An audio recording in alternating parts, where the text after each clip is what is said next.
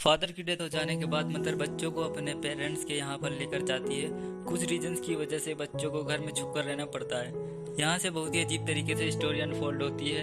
Hello friends, आज मैं आपको फ्लावर इन द एटिक 2014 की हॉलीवुड मूवी एक्सप्लेन करने वाला हूँ। अगर आपको वीडियो अच्छा लगता है तो प्लीज़ इसे लाइक और कमेंट जरूर कर दीजिएगा। अब बिना देरी के एक्सप्लेनेशन स्टार्ट करते हैं। मूवी स्टार्ट होती है और हमारी कैरेक्टर कैथरीन हमसे बात कर रही होती है। वो कहती है कि लाइफ में कब क्या टर्न आ जाए इसके बारे में आप बता नहीं सकते। पहले तो हमारी लाइफ बहुत ही परफेक्ट थी और उसके बाद बहुत ही डेंजर से टर्न आए। अब ये सब क्या था ये हमें फ्लैशबैक में पता चलेगा। हम कैथरीन की फैमिली देखते हैं जिसमें उसके छोटे से ट्विन ब्रदर्स और सिस्टर थे और एक बड़ा ब्रदर था जिसका नाम था क्रिस्टोफर। मदर का नाम था कोरिन और फादर का नाम भी क्रिस्टोफर था। फादर हमेशा जरा अपने काम से दूर रहते थे। आज वो घर पर आए थे। उन्हें देखकर सब लोग बहुत ही एक्साइटेड थे। फादर ने भी सबके लिए गिफ्ट लाया था। मदर के लिए उन्होंने एक बहुत एक्सपेंसिव नेकलेस लाया था। इसके बाद वो बच्चों के साथ गार्डन में खेल रहे थे। कैथरीन अपने फादर से बात करती है, कहती है कि आप इतना ज़्यादा दूर मत जाया करें। वो उन्हें मिस करती है। घर में सब लोग बिजी होते हैं और उस पर कोई भी ध्यान नहीं दे पाता। वो और कुछ बता पाती इससे पहले कोरिन अच्छी तरह से तैयार होकर बाहर आ गई। वो एक्साइटेड थी क्योंकि फादर को प्रमोशन मिल गया है। अब वो और भी ज़्यादा बिजी हो जाएंगे। इस बात से कैथरीन को बहुत बुरा लगा। वो अपसेट होकर अपने रूम में चली गई। फादर उसे मनाने के लिए उसके पास आए। एक बहुत ही एक्सपेंसिव नेकलेस उसे गिफ्ट करते हैं। फादर ने कहा कि मैं जो भी कर रहा हूँ ये सब कुछ हमारी फैमिली के लिए है। एक सीन में हम देखते हैं कि इनके घर में बर्थडे पार्टी थी। फादर जरा लेट हो गए। डोर पर नॉक आई पर यह पुलिस की थी। फादर का एक्सीडेंट हो चुका था और उसकी डेथ हो जाती है। सब लोगों को बहुत शौक लगा। ट्विन को तो अपने फादर की बहुत याद आती थी। कोरिन बहुत ज़्यादा डिस्टर्ब होने लग गई। उसके पास पैसे भी नहीं थे। कैथरीन ने पूछा क्या अब हम ठीक रहेंगे। कोरिन कहती है मेरे पास कोई भी स्किल नहीं है। मैं सुंदर थी इसलिए मेरी तुम्हारे फादर के साथ शादी हुई थी। अब वो कुछ ना कुछ करने का ट्राई कर ही रही है। पैसे ना दे पाने की वजह से कैथरीन का बैरे क्लास छूट जाता है। कोरिन ने बहुत सारे लेटर लिखकर इन्हें पोस्ट कर दिया। थोड़े दिनों बाद कोरिन को लेटर का रिप्लाई आता है। उसने फिर अपने सब बच्चों से कहा कि अब हम मेरे पेरेंट्स के यहाँ पर रहने वाले हैं। बच्चे शॉक हो गए क्योंकि उन्हें कोरिन के पेरेंट्स के बारे में पता नहीं था। कोरिन ने कहा मैंने मेरे पेरेंट्स के मर्जी के खिलाफ शादी की थी तो इस वजह से वो हम पर बहुत गुस्सा थे। वो फिर से उनके पास जाकर माफ़ी मांग लेगी, सबको मना लेगी। बच्चे जरा कंफ्यूज थे क्योंकि यहाँ की पूरी लाइफ छोड़कर उन्हें वहाँ पर जाना पड़ेगा। पर कोरिन ने प्रॉमिस किया मेरे पेरेंट्स बहुत ही ज़्यादा रिच हैं। यहाँ पर उनकी जो भी सब चीज़ें थी इससे ज़्यादा वो उन्हें बाय करके देगी क्योंकि वैसे भी ये लोन पे नहीं कर पाए तो इस वजह से बैंक सारी चीज़ें इनकी ले लेगी। इसके बाद कोरिन की सिटी में पहुंचे। वहां पर उन्हें लेने के लिए कोई नहीं आया। वैसे रात में बहुत टाइम तक वॉक करते करते कोरिन के घर आ गए। कोरिन की मदर दरवाज़ा खोलती है। इसका नाम था ओलिविया। ओलिविया ने कहा कि देखो बिल्ली अपने साथ क्या लेकर आई। वो कोरिन को हमेशा बिल्ली बुलाया करती थी। बचपन से ओलिविया ने कोरिन को हेट ही किया है क्योंकि कोरिन अपने फादर से ज़्यादा क्लोज थी। ओलिविया ने बच्चों को ऊपर का एक कमरा दिया जहाँ पर कोरिन के फादर उन्हें देख न पाए। बच्चे घर में है एक सिगरेट था। कोरिन अपने फादर को कुछ भी बताना नहीं चाहती थी। अगर फादर ने पहले उसे माफ़ कर दिया इसके बाद उन्हें बता सकती है। कोरिन उन्हें समझाती है कि मेरे फादर बहुत ही ओल्ड हैं, वो कभी भी मर सकते हैं। एक बार उन्होंने अगर मुझे फिर से एक्सेप्ट कर लिया फिर हम मिलियनर बन जाएंगे। हमें इस तरीके से रहने की ज़रूरत नहीं पड़ेगी। कोरिन ने कहा कि मैं दिन भर यहाँ पर नहीं रह सकती। वो बीच बीच में उनसे मिलने के लिए आती रहेगी। अगली सुबह ओलिविया बच्चों के लिए खाना लेकर आई। उसने कहा कि दिन भर तुम्हें खाना है, मैं फिर से तुम्हें मिलने के लिए नहीं आऊँगी। ऐसा सुनकर लगता है कि ओलिविया उन बच्चों को जरा भी पसंद नहीं करती। ओलिविया कहती है इस रूम में थोड़ा भी आवाज़ नहीं होना चाहिए। अगर ट्विंस को खेलना है तो ऊपर एटिक है, वहाँ पर वो खेल सकते हैं। बाथरूम यूज करते वक्त कभी भी लड़का और लड़की एक साथ नहीं जाएंगे। ओलिविया ने कहा अगर तुम्हारे ग्रैंडफादर को पता चला तुम लोग यहाँ पर रह रहे हो तो बहुत ही बुरा होगा। बच्चे फिर ऊपर एटिक देखने के लिए गए। ट्विन को इस जगह खेलने के लिए अच्छी नहीं लगती पर इनके पास कोई भी ऑप्शन नहीं था। इसे ज़रा इंटरेस्टिंग बनाने के लिए कैथरीन और क्रिस्टोफर ने उनके लिए झूला बना दिया। रात में कोरिन सबसे मिलने के लिए आई। ट्विन उनसे कहते हैं हमें यहाँ पर नहीं रहना। वो बहुत ही बोर हो रहे थे। उन्हें घर पर जाना था। कोरिन उन्हें समझाती है, तुम्हें कैथरीन और क्रिस्टोफर की सब कुछ चीजें सुननी चाहिए। ट्विन मानते नहीं और हल्ला करने लगे। तभी ओलिविया आ गई। उसने जोर से ट्विन को मारा, कहा कि इस घर में इस तरह की चीजें नहीं चलेंगी। कोरिन इस पर गुस्सा हो जाती है, कहती है तुम मेरे बच्चों को हाथ नहीं लगा सकती, वरना मैं यहाँ से चली जाऊंगी। ओलिविया ने कहा, तुम्हें जो अच्छा लगे तुम वो कर सकती हो, ये मेरा घर है और मेरी सब चीजें यहाँ पर चलेंगी। उसने कोरिन को अपना शर्ट निकालने के लिए कहा। इतने सालों बाद कोरिन वापस आई तो इस वजह से ओलिविया ने कोरिन को बहुत मारा था। बच्चे भी ये देखकर डर जाते हैं। ओलिविया ने कहा कि तुम सब बच्चे डेविल की संतान हो। ये बात बहुत ही अजीब थी। इसका क्या मतलब हुआ? कोरिन ने उसे समझाया कि जब मैं छोटी थी तो मेरी मॉम मुझे बहुत मारा करती थी, तो इस वजह से मैं अपने फादर से बहुत ही ज़्यादा क्लोज थी। हमेशा मेरी मॉम मेरे डैड को मेरे खिलाफ बहुत ही अलग अलग चीज़ें बताया करती थी। स्लोली मेरे फादर भी काम में बिजी हो गए थे, तो इस वजह से मैं घर में अकेली पड़ गई। तभी मेरे फादर का हाफ ब्रदर हमारे घर में रहने के लिए आया, क्योंकि उसकी मॉम की डेथ हो गई थी। कोरिन का इनडायरेक्टली अंकल था। वो बहुत ही हैंडसम और काइंड हार्टेड था। कोरिन और उसमें प्यार हो गया। इन दोनों ने भागकर शादी कर ली। इसी वजह से इनकी फैमिली इनसे बहुत ज़्यादा गुस्सा हो गई थी। फादर ने भी कोरिन को उनकी विल से निकाल दिया था। ओलिविया ने कोरिन को कहा था कि अगर तुम्हारे बच्चे हुए तो वो अब नॉर्मल होंगे, पर ऐसा कुछ भी नहीं हुआ। इसके बाद नेक्स्ट सीन में हम देखते हैं ट्विंस के लिए क्रिस्टोफर गार्डन पेंट कर रहा था। ओलिविया ने कैथरीन से पूछा कि ऊपर चल क्या रहा है। कैथरीन कहती है कि क्रिस्टोफर पेंट कर रहा है, वो एक बहुत ही अच्छा पेंटर है। ओलिविया पूछती है, कभी उसने तुम्हारी पेंटिंग बनाई है कि तुम्हें कपड़े निकालने के लिए उसने कहा? कैथरीन को यह बात बहुत ही कंफ्यूजिंग लगी। ओलिविया समझती थी जिस तरीके से कोरिन का अपने अंकल के साथ अफेयर हुआ, उसी तरीके से इन ब्रदर सिस्टर में भी कोई रिलेशनशिप हो सकती है। अब इसके बाद थोड़े दिन बीत गए थे और कोरिन बच्चों को देखने के लिए आई ही नहीं थी। कोरिन आने के बाद कहती है कि मुझे पूरा टाइम मेरे फादर के साथ ही बिताना पड़ा।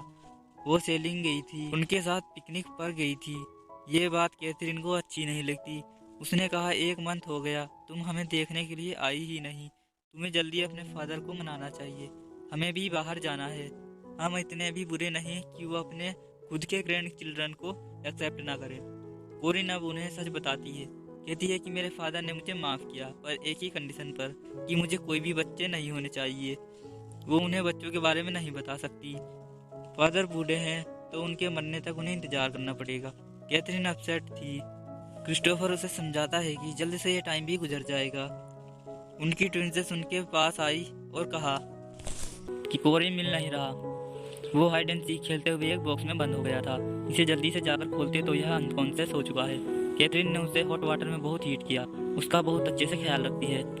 इन्हें हेल्प करने के लिए कोई आया भी नहीं था। इसके बाद और भी टाइम गुजर जाता है। अब डायरेक्टली क्रिसमस आ चुका था। कैथरीन जरा पॉजिटिवली कहती है कि हमें ओलिविया के लिए गिफ्ट बनाना चाहिए। गिफ्ट बनाने के बाद ओलिविया सिर्फ इसे देख लेती है और वैसे ही फेंक कर चली गई। कोरिन जब इन्हें मिलने के लिए आई तब बहुत सारे गिफ्ट लेकर आई। बच्चे बाहर की दुनिया बहुत मिस करते थे, तो उनके लिए एक टीवी भी लेकर आती है। उसने कैथरीन के लिए बहुत ही ब्यूटीफुल सा ड्रेस लाया हुआ था। कैथरीन ने कहा, ड्रेस पहनकर हम जाएंगे कहाँ? हम हमेशा ऐसे हाइड होकर नहीं रह सकते।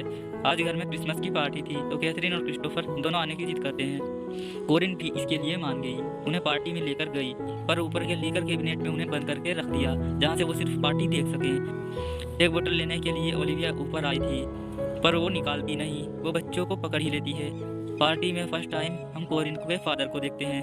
वो बहुत ही बूढ़े थे। कोरिन की फिर से फैमिली में आने से उन्हें बहुत अच्छा लगा था। उसे बहुत ही एक्सपेंसिव नेकलेस गिफ्ट करते हैं। पार्टी के बाद जब बच्चे यहाँ से जा रहे थे, कोरिन को एक आदमी के साथ वो देख लेते हैं। वो आदमी उससे कह रहा था कि हमारी लाइफ एक साथ स्टार्ट करने के लिए मैं रुक नहीं सकता। उसे बहुत दूर ले जाना चाहता था। कैथरीन को ये बात अजीब लगी। क्रिस्टोफर कहता है कि मदर अब अमीर होने वाली है, उसके पीछे तो बहुत लोग होंगे। कैथरीन अपने रूम में चली गई तो क्रिस्टोफर आसपास घूमता रहता है। जब कोरिन को ये बात पता चलती है तो बहुत ज़्यादा गुस्सा हो जाती। क्रिस्टोफर के आने के बाद उसने उसे जोर से स्लैप किया। अगली सुबह उन्हें सॉरी बोलने के लिए आई। क्रिस्टोफर ने पूछा, वो आदमी तुम्हारे साथ कौन था? कोरिन कहती है कि वो मेरे फादर का लॉयर है, हमें उसकी ज़रूरत है। अब मैं मेरी मंजिल के बहुत ही करीब। उसे बहुत बुरा लगा। कि उसने कल ये सब किया था। वे थे कि हम इस तरीके से नहीं रह सकते। अगर हमारे पास पैसे नहीं तो क्या हुआ, हम कहीं भी एडजस्ट कर लेंगे। बच्चे सुनकर उससे कहने लग गए कि हम यहाँ पर रह सकते हैं, ज़्यादा वरी मत करो। एक्चुअल में कोरिन उन्हें मैनिपुलेट करने लग गई थी। वो खुद इतनी लालची है तो कभी भी ये सब छोड़कर नहीं जा सकती। एक दिन ऊपर क्रिस्टोफर लड़कियों के मैगजीन्स देख रहा था। कैथरीन जब ये उससे पूछती है तो वो उसे छुपा लेता है। इसके बारे में कैथरीन ने कोरिन से पूछा। कोरिन ने कहा कि अब तुम लोग बड़े हो रहे हो तो अलग अलग चेंजेस आने ही वाले हैं। वो कैथरीन के लिए एक ड्रेस लाती है। जब ये ड्रेस कैथरीन पहन रही थी तो क्रिस्टोफर उसे देख लेता है। इजार ऑकवर्ड था, तभी ओलिविया यहाँ पर आ गई। उसे लगता है इन दोनों में कुछ चल रहा था। ओलिविया गुस्सा होकर कोरिन को पनिश करना चाहती थी, उसके हेयर कट करके, और क्रिस्टोफर उसे मना करता है। रात में ओलिविया ने कैथरीन के सर पर टार लगा दिया। सुबह होने पर इसे निकालने के लिए वे बहुत ट्राई करते हैं पर निकाल नहीं पाते। कैथरीन क्रिस्टोफर से कहती है, तुम्हारी कोई भी गलती नहीं थी, सिर्फ तुम मुझे देख रहे थे। क्रिस्टोफर ने कहा कि तुम मेरे बहुत पास हो, मैं हमेशा लड़कियों के बारे में सोचता रहता हूँ। उसे लगता है कि कैथरीन बहुत ही ब्यूटीफुल है, पर वो उस तरह से सोचना नहीं चाहता। कैथरीन के हेयर से टार निकालने का कोई भी वे नहीं था, तो उसने उसके सारे हेयर कट कर दिए। एक दिन जब कैथरीन डांस प्रैक्टिस कर रही थी तो क्रिस्टोफर और वो मस्ती करने लग गए। ये गलत है, ये रियलाइज करके एक दूसरे से दूर हो गए।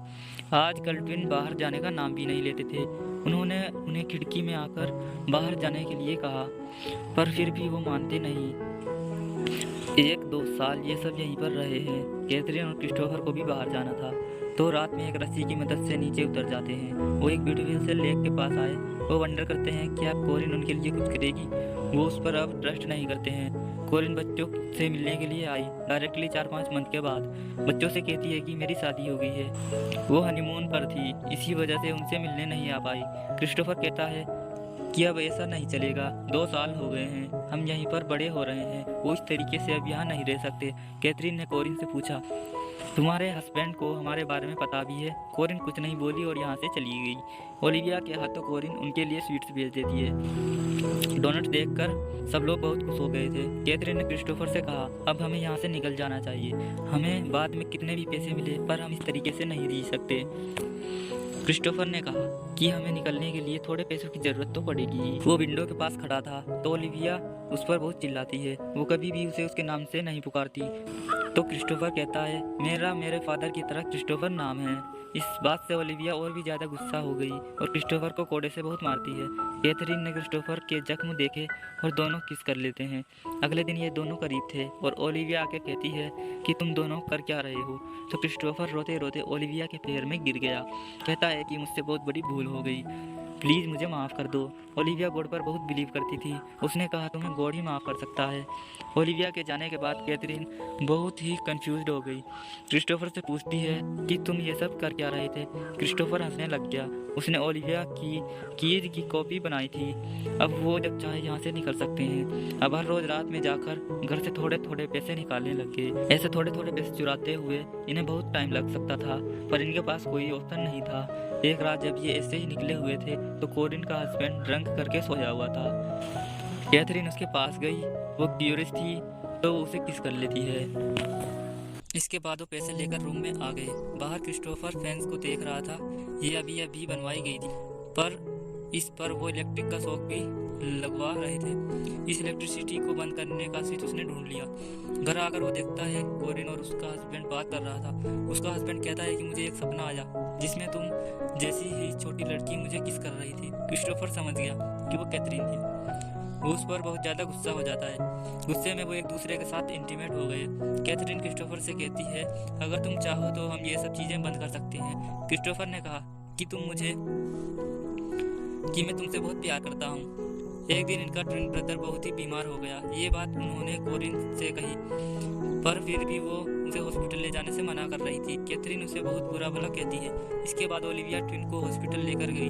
अगले दिन कोरिन इनके पास आई, कहती है कि तुम्हारा ट्विन ब्रदर बहुत ही इल था। हमने उसे बचाने की बहुत कोशिश की पर कुछ भी नहीं कर पाए। उसकी डेथ हो गई। इन सबको बहुत ही बुरा लगता है। अब एक पल भी ये यहाँ नहीं रह सकते थे। दोनों मिलकर डिसाइड करते हैं कि रात में जो भी ज्वेलरी, जितने भी पैसे होंगे, सब लेकर यहाँ से वो भाग जाएंगे। यहीं चोरी करते समय मेड की बात उन्होंने सुनी। यहाँ की मेड भी चोरी कर रही थी। वो कहते हैं कि कोरिन के फादर की डेथ के बाद अब वो स्लोली सब मेड को निकाल रहे हैं। हम खुद का जितना फ़ायदा कर सकें हमें कर लेना चाहिए। क्रिस्टोफर को शौक लगता है कि एक्चुअल में उसके ग्रैंडफादर की 6 मंथ पहले ही डेथ हो गई है। कोरिन को अपनी न्यू लाइफ बहुत अच्छी लगती थी। उसने अपने हस्बैंड को भी बच्चों के बारे में नहीं बताया था। उसका प्लान था बच्चों को हमेशा एटिक में ही रखेगी। क्रिस्टोफर जब ऊपर आया तो छोटी सिस्टर की हालत थोड़ी ख़राब थी। छोटी सिस्टर ने अपना डोनट एक माउस को खिलाया था और माउस की डेथ हो गई। इसका मतलब है जो डोनट कोरिन ने उनके लिए भेजे थे वो पॉइजनस थे। इसी वजह से उनके छोटे ब्रदर की डेथ हो गई। इन सब का आवाज़ सुनकर ओलिविया ऊपर आकर उन्हें मार रही थी, पर क्रिस्टोफर ने उसकी छड़ी ले ली। वो ओलिविया को पकड़ लेता है और सब लोगों को एटिक में जाने के लिए कहा।